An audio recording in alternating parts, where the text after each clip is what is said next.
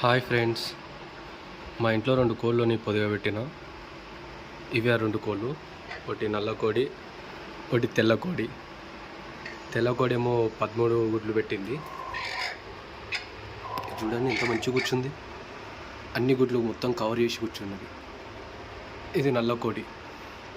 ఇది ఒక 15 గుడ్లు పెట్టింది. ఇది కూడా మంచిగా కూర్చున్నది.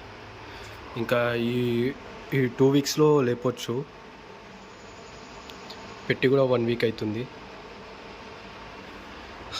ఇది మా నల్ల కోడి, చాలా క్యూట్గా ఉంది.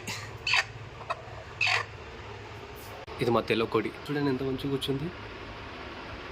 ఒక్క గుడ్డు కూడా బయటికి కనిపించకుండా ఉంది.